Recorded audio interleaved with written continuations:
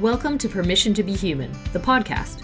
I'm your host, Mel Findlater, mother, coach, and curator of Permission to Be Human, the company and community. If you're a mom, know a mom, or want to be a mom, and you crave getting out in the world to make a difference, then you're in the right place. This is a space for moms like you to connect with yourself, your purpose, and your big, audacious dreams. Because when you feel your best, you can better you, your family, and the wider world. Let's do this.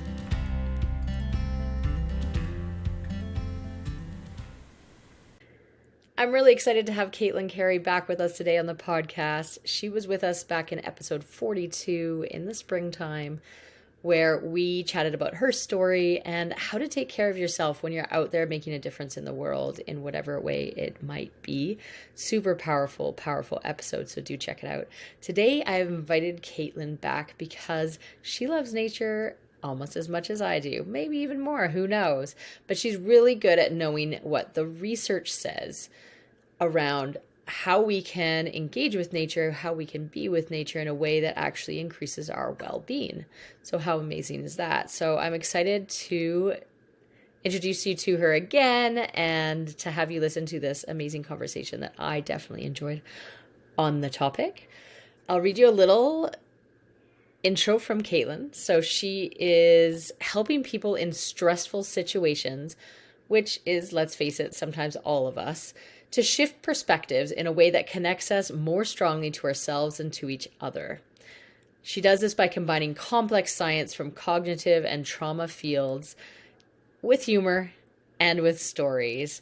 She teaches the science of compassion, hopefully helping all of us move to a brighter and more helpful space. Katelyn is amazing, so do stick around and have a listen.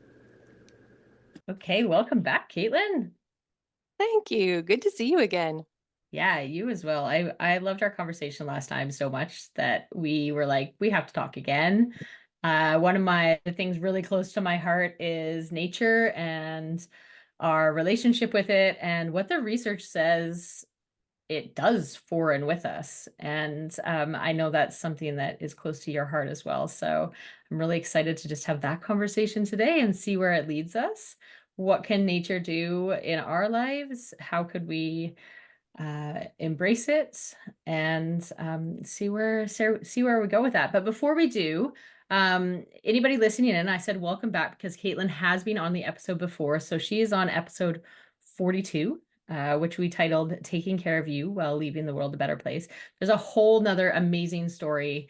I mean, there's probably a million amazing stories, but that was one or two in that episode of who Katelyn is and where she is in her life. So do check that out as well. But in general, Katelyn, maybe just give us a little introduction of who you are and we'll go from there. All right. I am mama to a 12-year-old and a 14-year-old at this point in time. I am a nurse clinical educator working within the hospice field and other acute care areas, and I am a clinical nurse educator, all of which kind of rolls into a ball that is I am someone who's walked quite a bit on a patient side of the line and quite a bit on a caregiver side of the line, and I try and use both experiences to help light dark areas up for people who are stumbling through places that, for whatever reason, I've managed to navigate through at this point. Yeah, beautiful. I remember so much of those stories, and like I say, do go and listen to them because it's almost hard not to just have that interview again right now, because I know they're so good. But so where does nature come into that for you? Nature was one of my favorite stumble-ons when it came to scientific studies. So many of the places where I've really developed my passions over the years have been things where I have an experience and I know there's a kernel of truth and hope and light and something magical and special that is an answer to navigating that challenging experience. And then I get ridiculously excited when I finally stumble across the science that explains why it works.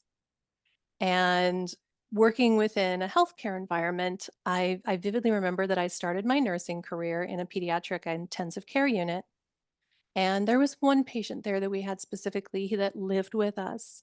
He was a 9-year-old kid who lived in the pediatric ICU for over a year and a half. And he was a foster kid who was just he wasn't critically sick, but he was too medical to go to a psychiatric facility, and he was too psych to go to a medical facility. And Mm. so the nurses would just weave these complex schedules together so that we could take this kid outside and we could take him across the street to the park for a little while and let him function as a normal kid instead of living in our ICU and only ever being in the building. And everybody knew how different his day was, how different his whole week would be if we could just get him outside for a little while. Yeah. And when the hospital started doing some new designs, one of the things that came up was, could we have a rooftop garden? Could we have a place where we could take our patients outside and just give them a system reset? And now I've stumbled across a lot of the science pieces that back why that matters and why that really is such a great reset for us. Yeah, that's such a beautiful example, because I think everybody listening could say, of course, like a young boy should be going outside, right? Like it's just kind of an obvious thing in our mind.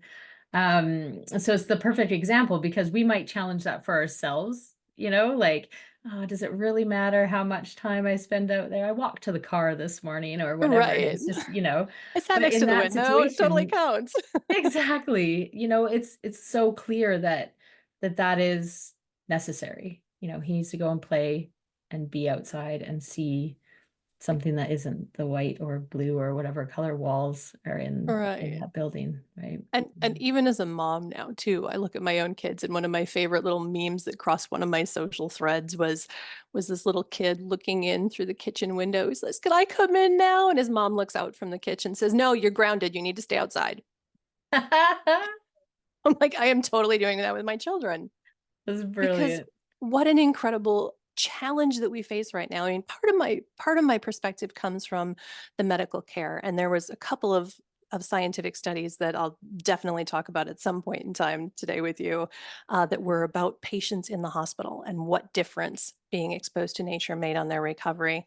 But I think that the importance of nature cannot be overstated when nowadays parents aren't what they were for our generation. For our generation, our parents maybe had to help us out occasionally, figure out something to do with ourselves. Now it's not a matter of keeping our children occupied, it's a matter of getting them to stop doing something that was designed to be ever so much more entertaining and addictive than anything we can come up with. How do Mhm. we compete to get our kids off the games and get our kids off the screens and actually get them enough outdoor time to regulate their emotions and to benefit their bodies? Yeah. Yeah. Huge challenge. Yeah. It is a huge, huge challenge because nature is, being outside. Like I'm thinking about my kids, right? One of my kids is at home in nature. She'd be out there all the time, happily. And the other enjoys it, but takes a little more convincing. And it's because there's also these, like, there are inherent fears associated with being outside, Mm, whether they used to always be there or whether they're just there because the way we've kind of culturally grown as a group. mhm, But like there's wasps, there's bugs, there's right. spiders, there's, you might trip on that rock, you might, all these things. And those are actually the reasons we should send them outside too, because we need to be uh enabling children, especially, and ourselves to take that risk. But it is this challenge now because it's really comfortable to sit and play Mario Kart, my son's favorite thing at the moment, right? Mhm, or it's too hot outside or it's too cold Yeah, outside, and for a little while, my totally. children, when we lived in a different state, I'm in New Hampshire now, we were in Oregon, which is literally the other side of the country minus 2 hours. I could have gone ocean to Mhm. ocean when we moved, but my kids were Yeah. part of an outdoor school, and the learning environment was so much different, the engagement was so much different, and I just finished reading, Brain Rules, really Mm. fascinating book. And one of the things it talks about is how our school systems, our learning environments, our office environments are not designed to take advantage of the way that our brains work, that cognitively we function better when we're active. We function better after we've reset by going outside. That I think they said the problem solving ability went up like 40%, baseline minimum, just by getting moving. And I can't remember now who said it, but I liked the phrase. It was uh, sitting is the new smoking. Hmm. And it's because we do it so unconsciously now. We've got the computers in front of us. We're mentally engaged, and in our heads, yeah, we had an active, busy day. But how Yeah. much were we doing with our bodies? And without Yeah. that conjunction of those two things, we're not as effective. And from a Yeah. learning environment standpoint, where our kids are inside a building all day, and if things get too packed, recess can be one of the first things to go, or PE can be one of the first things to go. Yeah. And in actuality, those are what keeps those kids able to continue learning. Hmm. Uh, I I had one boss where every meeting we did, we started doing as a walking meeting. Brilliant. So my one-on-one with her, unless we needed to be in front of a computer, it would be each of us with a clipboard and a pen, just so we could scratch a couple notes, and we'd walk 3 times around the hospital, no matter the weather, and we would have our meeting that way.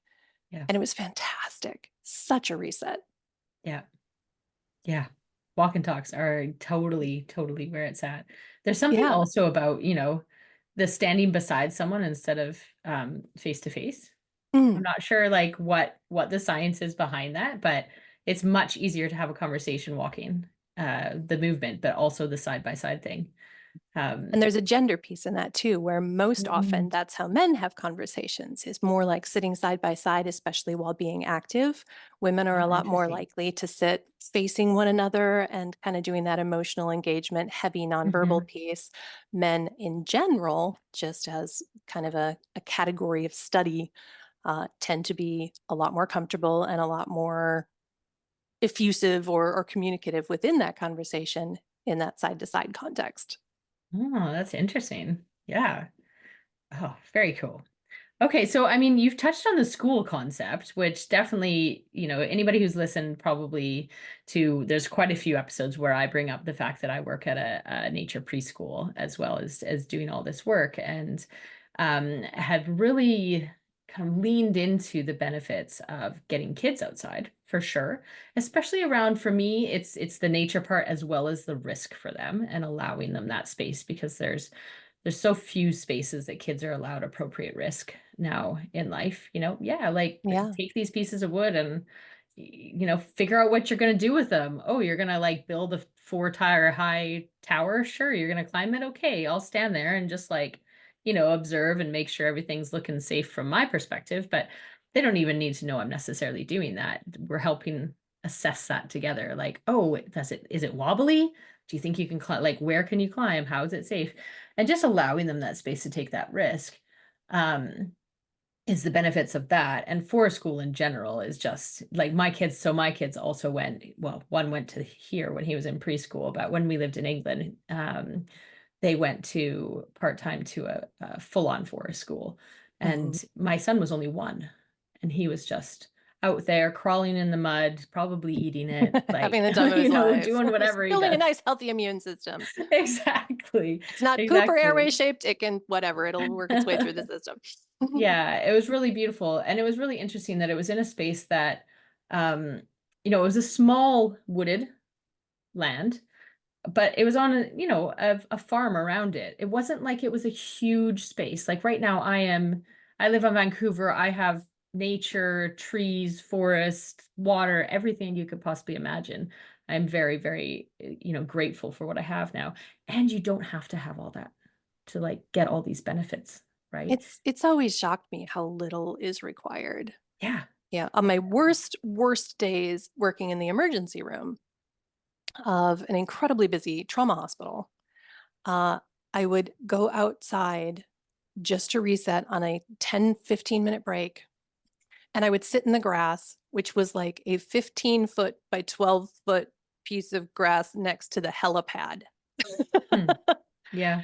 So it was parking lot on one side, helicopter pad on the other. It was not exactly an expansive nature, but just sitting down in the grass, putting my hands in the dirt, watching the little bugs or feeling the grass on my fingers. It was it was profound, the Yeah. degree to which that reset my head of, "Oh my gosh, okay, there's an entire another world out here, and this is more real than what I'm doing in there at the moment. That is not reality. This is reality. That's Mm, just its own little little yeah. microcosm, and I'm okay, and when I walk out of here at the end of the shift, I'm gonna be okay again." Yeah. And I Yeah. needed that reminder, and that it could come from this tiny piece of grass, next to every bit of chaos and sound, and Yeah. was amazing to me. And there's a couple things that come out of that for me. One is like, so let us as adults need this just as much. We're still humans. We don't grow out of our need for nature and outside and play. And actually what you're describing there is noticing. It's slowing down, it's noticing, it's stopping, it's paying attention to what's around you. If you went out there, sat on the grass and just, kept ruminating about what was going on inside, you probably wouldn't have got as much benefit, Wouldn't have right? been So the there's same this like experience, yeah. practice of starting to notice the nature that we're in and surrounding us. I have plants on my shelves so that I can, turn and just look at them for like just 30 seconds and be like, oh, that's really cool how that leaf does this or that, whatever. Right. So there is a mindset thing, and it is a practice to get yourself into that state as well. There's this beautiful piece of research that I mentioned to you before. I don't know if you've heard of it. It's this lady in Alberta. So Passmore, HA, and Holder MD is what they put on the research. And it's all about noticing nature and how it doesn't matter how long you're outside. So they were testing, Mhm. is it a time thing, or is it a noticing thing? And it's a noticing thing. So if you have Yeah. 5 minutes to go outside, sit on the grass next to a helipad and look at the grass and feel the grass and notice the grass and notice how it makes you feel, then that in and of itself is enough of an intervention to allow your body to reset and increase your well-being, It's right? like Like, a profound, mindfulness hack. yeah, It's just, yeah, suddenly changing the channel and separating yourself from the cognitive, yeah, anxiety, emotional, kind of complex stuff into, yeah, just being where you're at and yeah, feeling and noticing and appreciating what's around you. Yeah, yeah. agreed, and tiny little bits. Um, Mhm.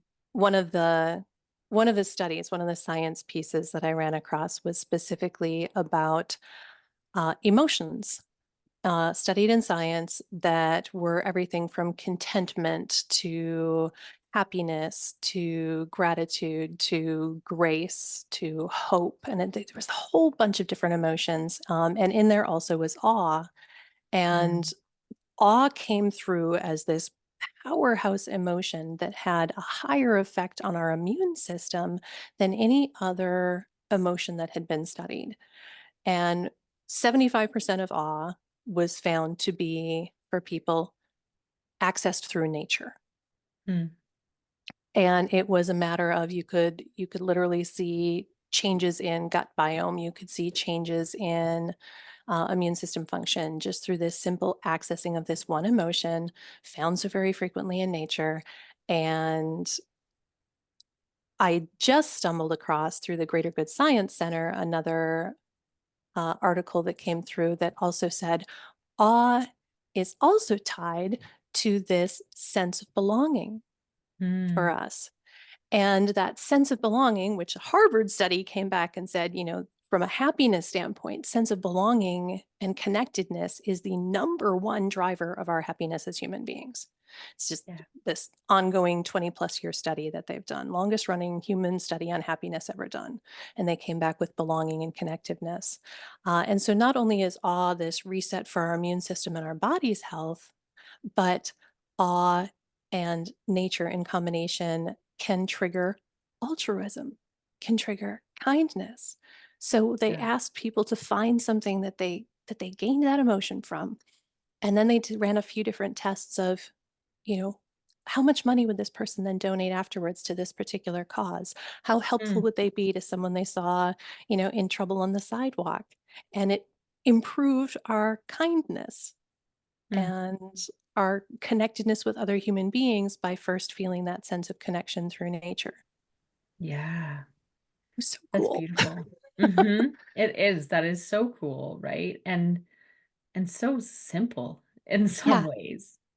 Well, right? and it's resulted in one of the things that I tell people is like, oh my gosh, if you are profoundly depressed and totally in a funk and just you Yeah, absolutely need a reset, my cheat for folks is say, take your phone, put it on camera, and go outside and take 3 pictures yeah, of something that you find beautiful or inspiring.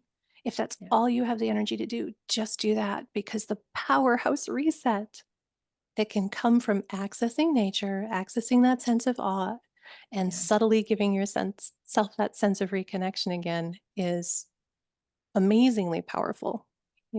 There's your happy pill. yeah.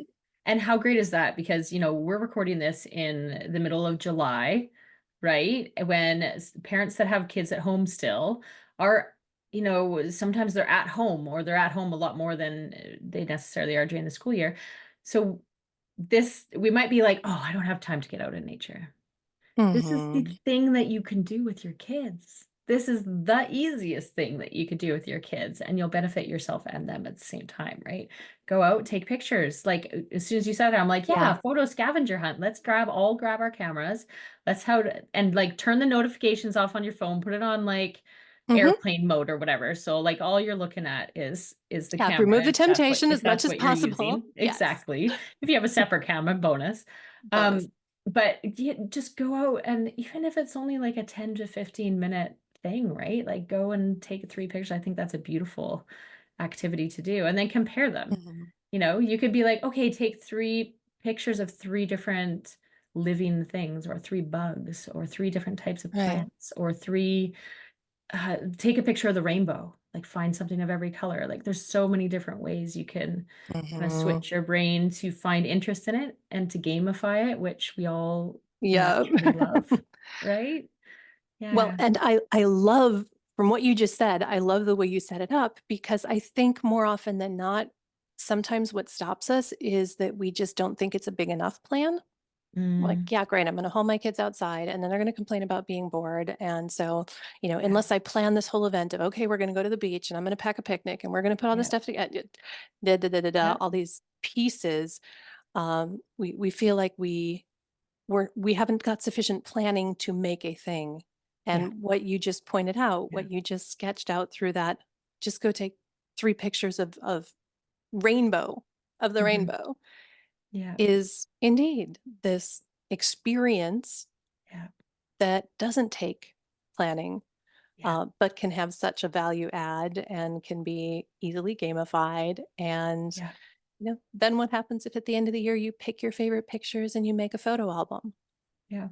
And you go back and you revisit the what did you like about this one? Yeah. There's so many places to take that and a fantastic reminder that we don't always have to have a complex plan to walk our butts out the door.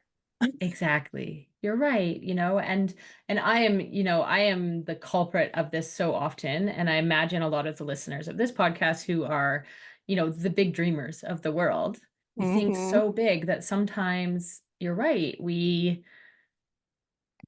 struggle to get into the like, what's the tiny thing that I could do to actually achieve this big dream over here, right? And the Hmm. tiny thing is, if the big dream is to be outside for example, I'm doing the 1,000 hours outside. There's an organization in the UK. There's an app you can record every time you go outside.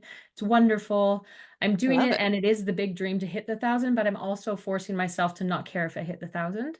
And it's more Hmm. like to notice how much I have gone outside or not, right? So taking it, what's the tiny step instead of being like, oh no, I don't have the capacity to think, am I going to hit 1,000? Let's be honest. Uh, We don't have the mental capacity to necessarily, to put sometimes we one do, we more can do the big non-mandatory picnic, go to the to-do beach. list.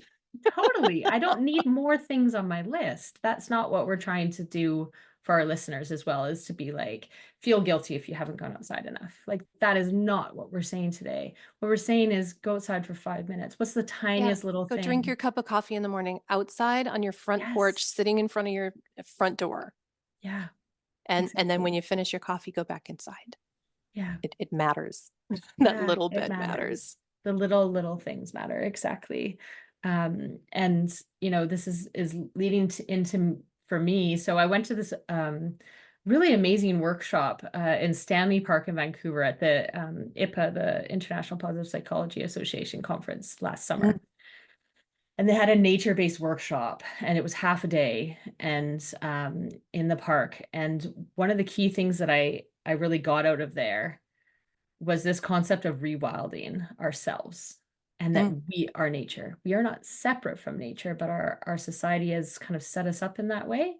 very Like much so. we, even our language, we have inside and outside. We Hmm. have to go out to nature, but Yeah. actually we are nature. Like we are part of nature. We are not a separate thing. And I think the closer we can take those tiny little steps, even if it's just a coffee, outside the door, or even if it's just noticing the plant that's sitting next to you, right? Hmm. Starting to, those little steps start to help us notice that we're not separate from them. Like start to think about like what metaphor shows that I am similar to this tree that is strong and rooted and connected under the ground to the ones beside it.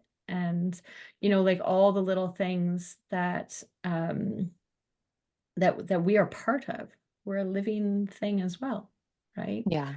I was having this conversation about death with my husband the other day, and like, our culture's fear of it, and how we haven't necessarily replaced what used to be a very strong religious society with, that had this beautiful kind of way of The understanding ritual's gone. how death worked, and Yeah. yeah, in their views, and what's ours, right? Yeah. The ritual and the mythology have both been kind of Hmm.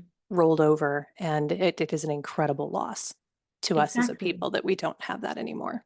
Agreed. And I was reflecting that like maybe nature is it. Maybe nature is where if we are nature, we can go out and we can see how death happens constantly. It's a cycle of life always in nature, and see what happens, that it's regrowing like these nursery logs with things growing out of them.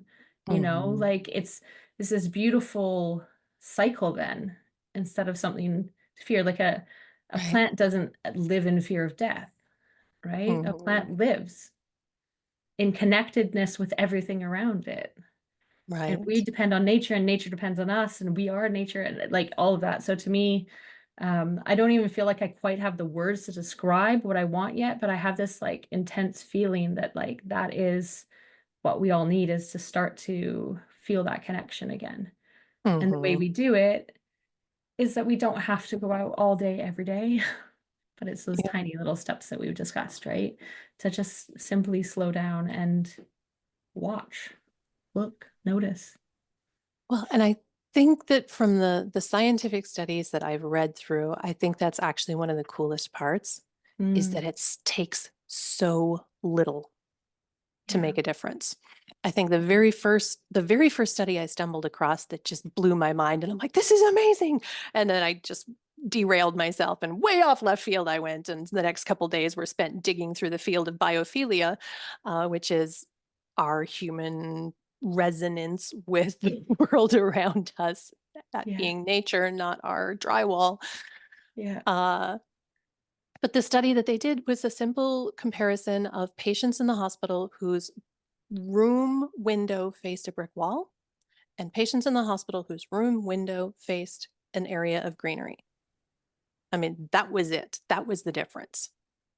And yet, when they did a comparison on the two groups, the group that had a view of nature out their window had a faster recovery time, fewer complications, fewer infections, less pain medication use, less anxiety.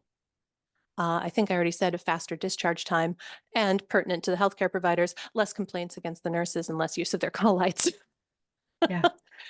Just overall a better state of being. And since then, they've gone in and it's like, okay, well, what does it matter if we just, what if we have some fake plants? What if we have a few posters in the room of nature? What Yeah. if we just switch the way we tilt the bed so that it's facing the window instead of the door? What if we allow a little bit more of natural light in the room instead of having the fluorescents on all the time? And every single tiny little thing that they did made a huge statistical impact. Yeah. It didn't Wow. have to be that they were all able to be taken across the street to the park or to the rooftop garden on the hospital, Yeah. just a tiny bit of nature. And I mentioned biophilia, and that now is a design practice within certain institutions. And kudos and kudos beyond to the hospital systems and healthcare institutions of any kind who are starting to consider that Yeah. when they design new buildings. Yeah. Yeah. Exactly. Because it matters. And if you want to look at it from a business point of view, someone could write that all up that if you know, the less calls to the nurses, the Right. the quicker Less post-op discharge, infections, less there's use of pain medication, which means that you're also going to recover faster. And oh my exactly. gosh, Yeah, so many these things. Yeah. Yeah. And from the human perspective, of course, we feel more human. I can't say so I grew up, I have a nurse as a mom, and I remember mm, the few times we would go inside the hospital to pick her up, and I never wanted to go. yeah. I feared that space.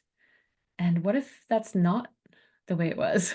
What if that is, yes, there's injury and illness and death and all those things that can happen in that space, but also there could be life, Mm. and beauty and nature, and yeah, there's so much Well, opportunity there. if you want to color your imagination in a little bit more, I'd encourage you to hop into the search engine Singapore and their airport and their hospital. Oh, Singapore got this idea that they were going to become known as the Garden City, and they heavily started interweaving biophilia into their architectural designs. And I wow. tell you what, if you told me that I had an extra 8 hour layover at that airport, I would not be sad. Wow. There's this massive waterfall and botanical garden in the middle of the building. There's plants lining the corridors of their hospital all the way down. There's bright lights and nature everywhere. And it's like I would totally kill 8 hours in that space and not be sad. And Yeah. it's then not that same, you're right, anxiety provoking, very clinical, very austere, very, Yeah. I'm going to say off putting Yeah. designs Yeah. that we've sort of defaulted to. It's Mm-hmm. radically different and incredibly impactful. Mm-hmm. Yeah. Yeah, and I think, there's this so that sounds amazing, by the way. I wrote down Singapore, like Right, this Google out. this. And I had the privilege of being in Hawaii recently as well, and their airport is like all outside pretty much. They have like a Yeah. couple of little undercover spaces just in case for like the rainy season, the small one that they have, but yeah, it's outside and it's just wonderful. Oh, this is great. Um, but what is also making me think about, getting into the healthcare kind of side of things is a lot of this nature stuff is our mental health, which impacts our physical health as well, right? Mhm. And one of the areas I've been starting to research and doing some courses on is nature-based therapy and how this exists in the world, right? Like my family Yeah. we've gone to a nature-based therapist and it's all outside. We're outside, we're using nature as a co-therapist, right? So Okay. it's there to help us regulate.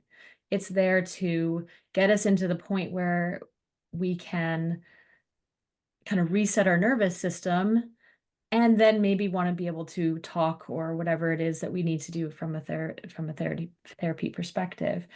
So Um, does it end up sitting as more of a background to the conversation, or does it end up being pulled in actively as like part of an It, exercise, it's or both? often pulled in actively. Yeah, it Okay. can be a bit of both depending on, of course, what the person needs at the time, but it is quite actively involved. So like the first thing we do is um I go with one of my kids and we arrive, we look around and we pick up something that represents how we're feeling right now. And then we go Mm. and meet them down in a space next to a creek in the woods. And we use that as a like, okay, so like mine the other day was, I don't even know what type of leaf it was, maybe like an ocean spray or something. Anyways, it was kind of rigid around the edge, spiky, but not like pokey.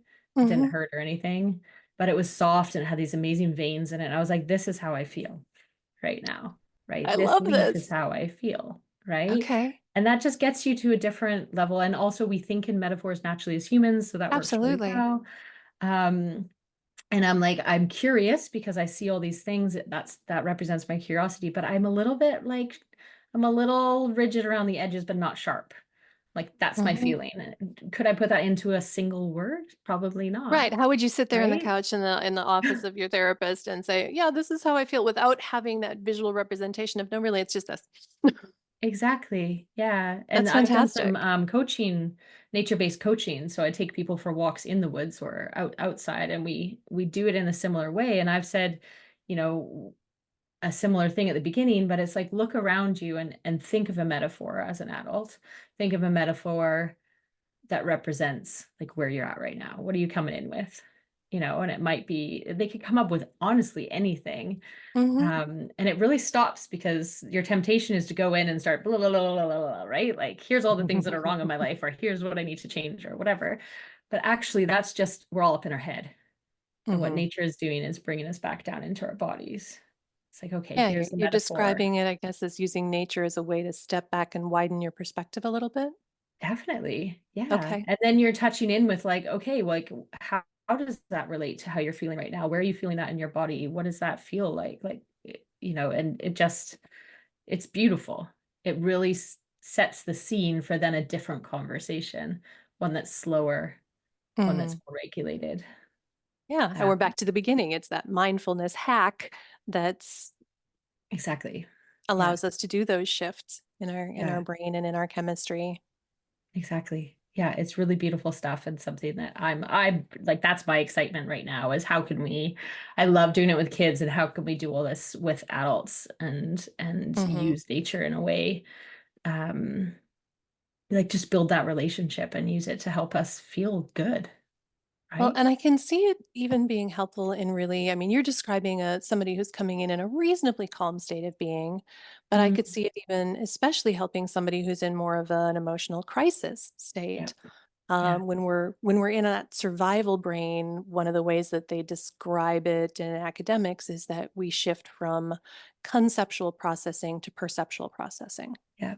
So when we're in survival brain, we're not thinking well in words. We're not Yeah. thinking well in complex concepts. We're Yeah. thinking in pictures. And here Yeah. you've got this automatic bridge and this automatic process that allows people to do that.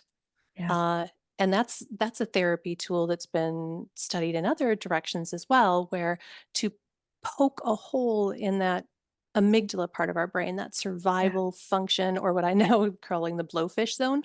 Hmm. We freak out, we puff up, and now nobody can talk to us because we're all Yeah. defensive and pokey. Yeah. Uh, deflating the blowfish has to do with establishing safety, and one of the ways we do that is by kind of allowing access back into prefrontal cortex, allowing access back Yeah. into the thinking part of our brain, but Yeah. still, as you said, that interwoven piece. And it's when we start using words to describe what we're seeing, when we start using words to describe how we're integrating with our environment and what we're really feeling on that mindfulness aspect, it helps us exit that survival strategy. It's like, wow, okay, if I'm doing this, then I'm in a safe place. Yeah. If I'm doing this, I'm in a safe place. And Yeah. it's almost a self-soothing kind of maneuver, Yeah. And to how sit beautiful down, is feel the that? That breath. yes, we can go and we have therapists that are getting trained in this. We have coaches that are slowly, we have coaches being trained in this. And Hmm. also we can we can use it ourselves, Right. This right? is a very It's accessible beautiful. It's tool. literally right there. It's right here where we are right now, right? And we can Hmm. use these and learn more about them. And you could ask yourself that question every day if you want. Even Hmm. if you're not looking at nature in that moment, like what would represent how I'm starting my day or my goal for the day or how I want to be today and Yeah. just, use it in that way because we can also imagine nature. We can't get out in it. Just close your eyes and like visualize whatever it is. My space, usually my go-to, I know I did hypnobirthing Hmm. and that's kind of the whole concept is you get yourself in this space and it's so ingrained in your mind that that's where you go in the time of, a lot of bodily stress. Yeah. I can't say I actually went there during birth, to be fair, No, I practiced that but too, and I didn't either. yeah, but it was a beautiful practice to get Great to that idea. point and to not freak out beforehand. Right. And the space that I went in my mind is on a beach. I can picture it literally. I can, as soon as I think about it, I have it Mhm. all in my head. There's this like balcony I can stand on. I'm looking out over the ocean. I can step down the stairs. I can walk over. There's little waves, there's shells, there's trees back here. Mhm. There's all the things. And actually, our body will calm even if I just close my eyes for like 15 seconds and Yeah. think of myself in that space, right? Yeah. And the whole process behind the hypnobirthing that if you practice this when you're calm and when you practice this when you're not in pain, then you're going to have such better access to it when you're not Exactly. calm and when you're not in pain. And even Yeah. though you and I may not have used it in the exact moment of birth, Yeah. I have indeed also used it at other times because it did Yeah. work. It's like, Yeah. okay, that there's still that place in my head that I can go to and just kind of calm down and reestablish roots. And Yeah. Yeah, so agreed. exactly.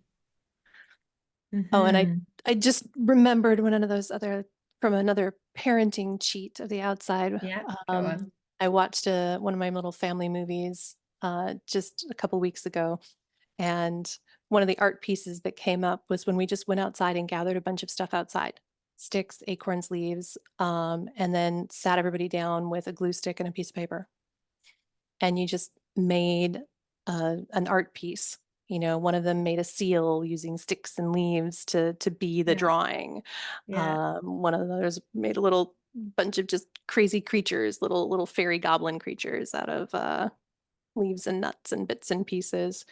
So Brilliant. another fun one for the outdoor hack for mamas and kids. Definitely. And it's so fun. And you don't have to plan that in advance. You just like Right. go collect your Just have a favorite glow stick. things. All right, what can we make with them? Right? Like you don't even have to do the collecting part. Like the kids love it. Right? Mhm. Yeah, collect It- your own by all means. Here's something to put it in. Go. pardon me. And yeah, exactly. And you don't, it's really easy to think we have to live in the perfect place. We have to live on Vancouver Island, or we have to go to the, curated beach at the lake down the Mhm. road. And I just got a text from my sitter who's watching my kiddos today. And she's like, "Can I take them to the river instead?" I was like, "Yeah, definitely."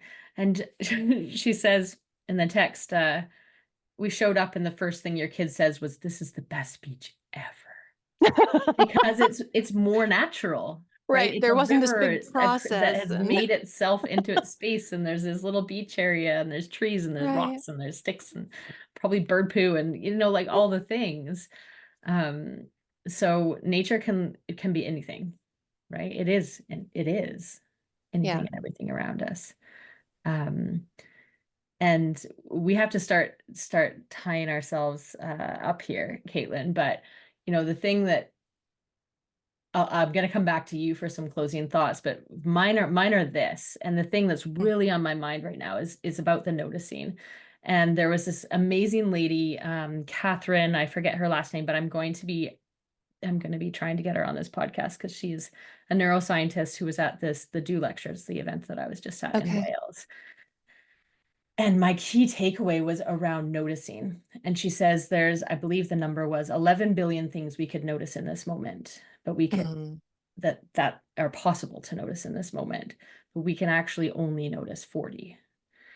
And we can choose what those 40 things are.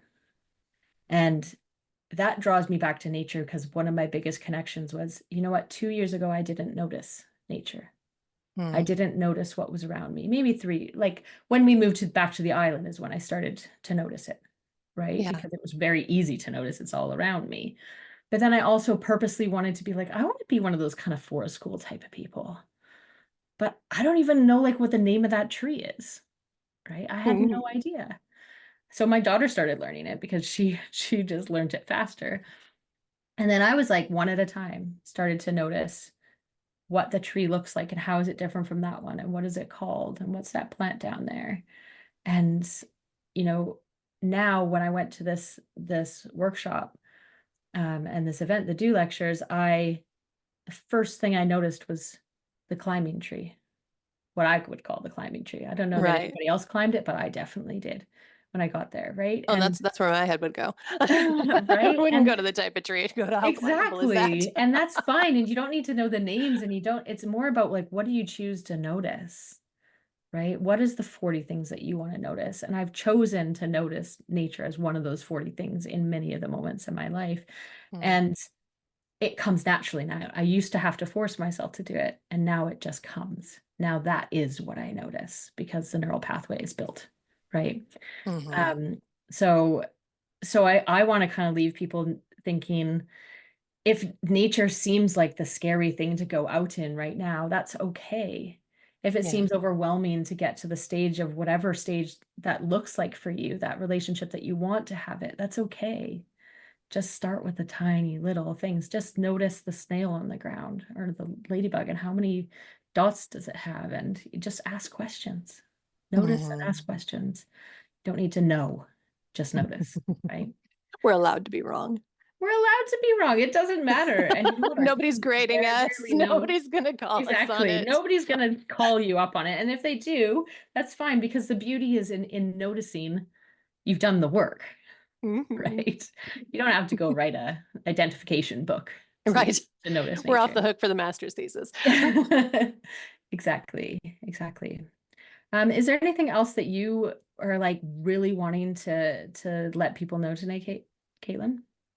I would probably wrap to two central ideas. Or Yeah. one is the science piece, which is simply 2 hours. 2 hours over the span of 1 week Mm, is enough to make you healthier if that's how much time you spend in nature that week. So I'm going to kind of just ride right on what you were saying. You know, it's the little things. It's the yeah. little things that matter. Go take your cup of coffee and go sit out on the steps in front of your door instead of the kitchen table at the inside of the door. Yeah. Take the camera outside with the kids and take a few pictures. Yeah. And indeed, I agree with you completely. Yeah. Notice when you're off walking towards the beach, kick off the shoes, notice the sensation of your toes in the sand. Notice how it feels when you pick up the rocks and just look through things Yeah. and take those tiny little moments of connectedness to reset your body and your soul, Yeah. because we Really. have over time lost track of our interconnectedness with that web at large. But as you said, it gets to be a choice. Yeah. Yeah. And you might have to, start with one little habit, Mhm. such as having your coffee outside. Or I walk my dog already every morning, and I used to begrudge it. And then suddenly I went, this is like, I get 10 minutes by myself outside Right. to walk down the street and now I really enjoy it. I don't bring my phone. I can't Mhm. get distracted by the many tasks of the day. And I started to notice like the hummingbird that likes to hang out there or whatever it is. Um, and And I'm I'm sure your curious. dog just says that you just made his day by taking him for a Oh, walk. he's So, so happy. She's so happy, right? Exactly. And I got to feel efficient because I like ticked a box as well. So like you can do Mhm. both, right? It doesn't have to be another thing on your list of things to do. It's more about what is on your list now already that you can include nature within and you can notice the nature that is within those tasks, Yeah. right? And Uh, taking a look at the places maybe that you spend the most time and saying, can I put a tree? Can I put a plant? Can I yeah, put something nature related in that space that yeah, I can use to retune myself? I totally. Or even a picture. Like I can see behind you in your room, you have a picture of, I think it's the ocean, I have right? a picture of the ocean, and on my desk is this thing that I went totally nuts at and I built with my kids. Oh, And it's a wow. little koi pond in a tabletop garden box. And we made the koi pond with little clay fish, so you don't have to. You can just order tiny fish from Etsy craft shops. And my kids and I designed this little tabletop garden space. I love that. Oh, I would love to do that with my kids. You've given me an idea now. I can see my There are both of them YouTube being videos of how happy. to make epoxy koi fish ponds, and they're so much Totally. lower maintenance than real ones. Yeah, that sounds great. That sounds great. And we even so outside of my patio here, well, we're getting our house painted right now, so I had to move it all off. But I got the kids to help me design it out there and like what plants, we've got these plants, where are we gonna put them? My Mhm. daughter took an empty uh pot with dirt in it and I was like, just can you make this beautiful? And she's like, oh, okay. And off she went and she found we had some broken clay pot that she put it in she picked some grass from the root and rooted it in there and Yeah. just put all this randomness in it. And I'm like, this is beautiful. This is great. Thank you. It's Yeah. exactly. And I think I was like, make a fairy garden is what I actually said because that's the Mhm. kind of language that made sense for them. And it just it worked. Off Yeah. they went, right? I got 15 minutes by myself too. It was great. Yeah. And they had something to show for it that they can still look over at and be Exactly. proud of. Yeah. And So it those are, I contributed. mean, we've come up with some great hacks there, and I think there's like a million more. So what I actually would love to do is invite the listeners, if you have a kind of hack or a time that you've been able to go outside, such as like go outside with your coffee in the morning, walk your dog and notice what's around you, whatever your hack might be, how can or have you already put into place getting in nature? And I think it'd be great to share that. So maybe pop over to the Facebook page and just stick it on there, and I'll collect a list, and we can share it with everybody of like, this is the ways that we can get out in nature. That's a list I would love to read. Yeah, wouldn't it be great? Yeah, Hmm. awesome. Okay, thank you so much for coming here today, Caitlin. I love speaking nature. I've loved talking with you, and just thank you. If people are interested in getting out there, finding you, seeing more about what you're up to, where would they head? I've got a website where I post the articles that I write for around wellness topics and things along that line. You can get to that on the articles page of it, but CaitlinCarey.com. It's KaTelynCarey. And that's where I post some of my free resources and where people can see what I'm up to when I go and do teaching and such around the country. So Brilliant. And that is amazing. And Caitlin, the work you're doing, nature within it, but also just almost like alongside it, the work you're doing with, enabling people who care for others to be cared for themselves and take care of themselves is so, so powerful. So if that is something that people are really interested in, go listen to our last episode, find out more about what you're up to. That's episode 42, and also check out your website. So thanks so much. thank you. It was such a pleasure. When you have that dream or that idea and you hold it really tight and you don't really want to share it with anyone until you have it just right, until you are absolutely assured that it is exactly what you want it to be. But you also know deep down inside that it is unlikely to get perfect. It is unlikely to get to exactly where you want it to be unless you share it with others. It's when we share it with other people that we get the energy and the momentum. It is when we get feedback. It is when we start to iterate inside of our own minds. We need to get it out of our bodies and into the world in some sort of way. And talking to someone who will cheer you on is exactly the first step. Now, if you can't think of anybody in your life that you would love to share your dream with in this raw stage where you're not going to get the words right and you're worried that they're going to come back to you and be, yeah, but, or, ooh, what if? Don't share it with those people. If you can't think of who to share it with, then I want to be that person for you. Totally complimentary. I am launching the Dream Haven, and it is a simple message back and forth concept where you tell me your dream and I cheer you on and tell you exactly how amazing I think it is. I can be that safe space for you and your dreams to grow into whatever they're going to grow. It's totally complimentary. It remains your dream, not mine. And I would absolutely love and be honored by being that person who gets to hear it first.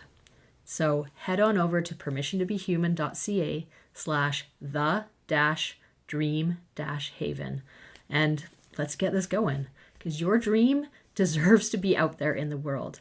It could be a project, it could be a business, it could be the change that you really want to see in the world, it could be an adventure that you really want to go on. You got this. Let's hear about it. Again, all you have to do is head on over to permissiontobehuman.ca/the-dream-haven and put your details in, and you'll get a video personalized back from me inviting you to take our next step.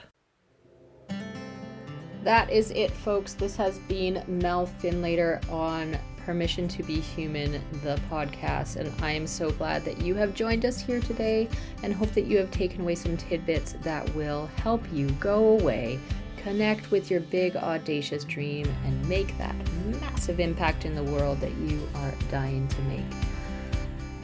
If you liked today's episode, please, please, please like it, share it. Think of one person. Think of one person that you think would also like it and send it on over to them. Let's get this out there and more moms feeling like themselves, inspired, dreaming big, and out there being them. Please do head on over to find me on Facebook with Permission to Be Human, or Instagram, or you can even pop me an email and say hello at permissiontobehumanalways@gmail.com. Say hello and let me know that you listened. What did you like about it? I would love to hear. If you didn't like it, I don't really want to know. Just kidding. You can share that if you want. I would love to know, however, who you are. Let's connect. Let's find out what you want more of. I want to hear from you, and I want to make it what would be useful to you. As always, remember that you have permission to dream big, permission to feel big, and permission to be you. You have complete and full permission to be human. For real, you do.